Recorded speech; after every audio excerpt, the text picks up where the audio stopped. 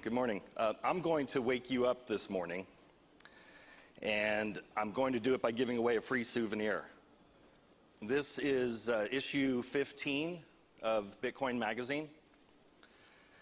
The first issue, number 1, if you can get it, is going for about $800 to $1,000 on eBay. So I'm going to give this away for free today. But I'm going to ask a question, and you can just yell it out. I'll do my best to see who can answer the question for Bitcoin. And it might be difficult, so don't raise your hand. Just if you know it, yell it out. I'll try to do my best at hearing who said it first. But the question to win the magazine is, most currency units, as we all know, have 2 spaces to the right of the decimal point. How many does Bitcoin have? It's not 9. Did I hear 8? No, it's not 0, it's not 9, it was 8. So I guess I have to have another question.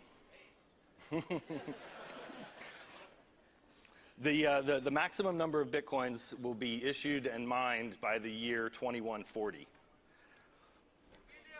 So how many will the total number of Bitcoins be? No. I heard 21 million over here. You already have a magazine, sir. Who said 21 million over here? All right. Did he really say it? All right. All right. Congratulations. All right. Well, I hope. Sometimes I wish that I would bring more magazines.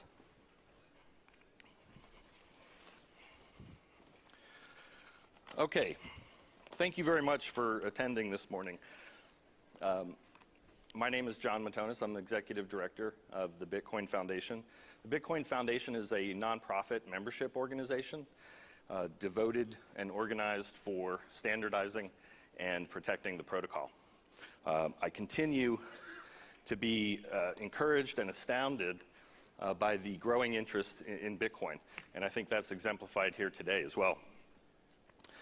I have worked in the currency, payments, and cryptography business for over 20 years, including Visa, Sumitomo, VeriSign, and Hushmail. The technological developments now occurring in peer-to-peer payments and online distributed trust ledgers will shake the current financial system to its core. Ultimately, this will be a good thing for society, and therefore it should not be feared, nor should it be resisted. Of course, I'm speaking about the Bitcoin network and the Bitcoin monetary unit, which runs over that network. If I had to describe Bitcoin in just 3 words, I would say it's money without government. Alternatively, I could say Bitcoin is survivable digital scarcity. In just 5 short years, Bitcoin has unequivocally demonstrated that we don't need kings to coin our money, and we don't need central banks issuing debt-based paper notes and deciding what our money should be. Money is anything we collectively determine it to be. Ladies and gentlemen, the fiat emperor has no clothes. The illusion of legal tender has been exposed. Just like the untainted child in the Hans Christian Andersen fairy tale, some of us are beginning to notice. It's not the illusion itself that so offends our sensibilities, but more the notion that a competitive illusion is not to be permitted. If a free market illusion voluntarily agreed to from the bottom up is so desperately feared, then the protectors of the state-sanctioned illusion must not have the most benevolent of motives in store for us. At some level, all money is an illusion that we share. And as such, we must be free to determine that shared illusion from the bottom up, rather than have it dictated to us from the top down. Even with gold, the most tangible of all monies, it is estimated that 95% of its value is attributed to its illusory monetary exchange properties.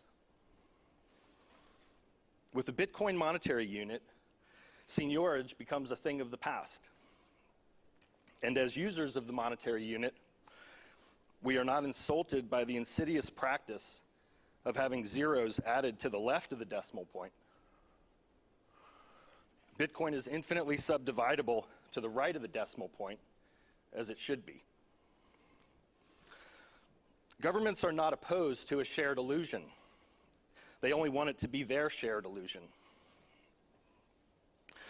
Just as the copyright world is being radically transformed by distributed file sharing protocols like BitTorrent, the legal tender facade will be transformed by decentralized survivable cryptocurrency. Because in the end, legal tender is simply an unearned copyright privilege over money.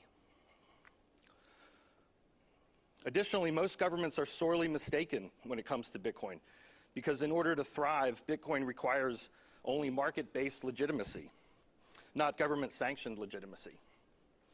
This is enormously frustrating for them, and it is something not witnessed on this scale before. Okay, now that we have placed Bitcoin in that proper monetary context, we can turn our attention directly to mobile, which is the topic of the day. Traditionally plagued by a variety of barriers, mobile payments have seen lackluster adoption around the world. This is particularly true in the developed economies, where a trio of competing interests breeds perpetual infighting and stagnation. The holy trifecta in mobile payments includes governments, banks, and operators, each trying desperately to secure their own piece of the coveted payments pie, exerting maximum influence along the way for their own benefit. This, in my opinion, has strangled mobile payments progress and adoption. Fortunately, Bitcoin and its decentralized network bypass these three quarreling constituencies. First, the monetary unit is non-political in nature, and it doesn't require an intermediary for issuance, authorization, clearing, and settlement functions. Those are performed via the public blockchain. Second, bank accounts and card networks are not required for clearing Bitcoin transactions, eliminating the need for those silly dongles and awkward squares. And third, since Bitcoin wallets can run as standalone apps on smartphones utilizing QR codes, specialized accounts with operators become unnecessary, as does specialized hardware at the point of sale. Well, guess what? These point-to-point Bitcoin-powered mobile payments are already happening today. Furthermore, they are happening over your networks, or at the very least over optional Wi-Fi. Bitcoin is the quintessential disruptor, for not only does it disrupt established primary level players in the field of payments like Visa, MasterCard, and PayPal, but it elegantly disrupts the very nature of monetary authority. Therefore, Bitcoin is disruption within disruption. Money naturally operates like a virus, and that makes Bitcoin potently viral. It is almost viral cubed, money on the internet with a network effect. A monetary unit does not stop expanding until it runs into artificially delineated boundaries or achieves widespread dominance. An undisputed early advantage will be bestowed upon those that recognize and harness Bitcoin's transformative role in mobile and mobile payments. It is my sincere hope that we will never again have to sit through a disruption in payments conference without hearing the phrase Bitcoin.